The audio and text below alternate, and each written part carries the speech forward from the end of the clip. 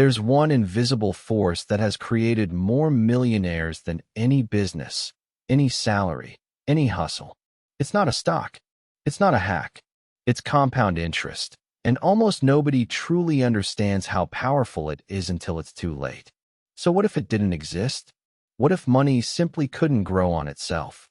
The answer reveals why the rich get richer, and how you can put the same force to work starting today. Most people think they understand compound interest. They don't, because the human brain literally can't picture it. We think in straight lines, compounding moves in curves that explode. That gap between how it feels and how it actually works is exactly why most people start too late and stay poor. To really get it, let's delete it from the universe for a minute and watch what breaks. Imagine money only grew in a straight line. Simple interest, no compounding. You earn interest on your original deposit, but never interest on your interest. Put $10,000 away at 8%. With compounding, after 30 years you'd have about $100,000, 10 times your money. Without compounding, simple interest only, you'd have just $34,000. That missing $66,000 wasn't your deposits, and it wasn't your work. It was interest earning its own interest. Erase compounding, and that wealth simply never exists. Now scale that up. No compounding means no real retirement savings, no growing index funds, no snowballing wealth. Pensions collapse. The entire concept of your money working for you disappears. In a world without compound interest, the only way to get rich is to earn and hoard, and almost nobody ever escapes the paycheck. So why is compounding this strong? Because it's exponential, and your brain is linear. Here's the magic. Your money earns money, and then that new money earns money too, and the snowball feeds itself. Early on it crawls, then it erupts. There's a simple tool to see it, the rule of 72. Divide 72 by your interest rate, and you get the years it takes your money to double.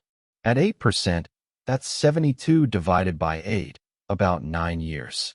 So $10,000 becomes $20,000 in 9 years, $40,000 in 18, $80,000 in 27.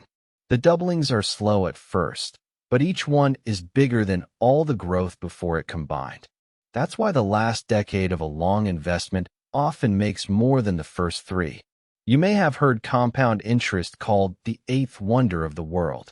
That line is usually pinned on Albert Einstein, but he almost certainly never said it. It first showed up in an ad decades after he died. The quote is fake. The math is very, very real.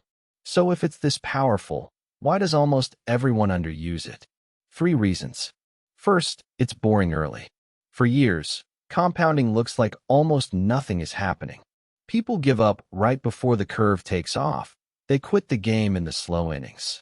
Second, we discount the future. The brain massively prefers $100 today over $1,000 in 20 years, even when waiting is obviously smarter. That bias is exactly backwards for building wealth. Third, and most expensive, we underestimate time. Every single year you delay doesn't just cost you 1 year. It costs you the biggest doubling at the very end. Starting at 25 instead of 35 can literally double your final number, because that extra decade is the one where the snowball is largest. Here's proof that time matters more than amount. Picture 2 people. Anna invests $200 a month from age 25 to 35, just 10 years, then stops and never adds another dollar. Ben invests the same $200 a month from 35 all the way to 65, 30 years, 3 times as much money in. Who ends up with more? Anna, the person who invested less, but earlier. Her 10-year head start gave compounding more time to work, and Ben never catches up. That's not a trick. It's just the math of doublings. Time in the market beats the amount you put in. The most valuable ingredient in compounding isn't money. It's years. Now here's the part that should genuinely scare you. Because compound interest has an evil twin, and it's probably working against you right now.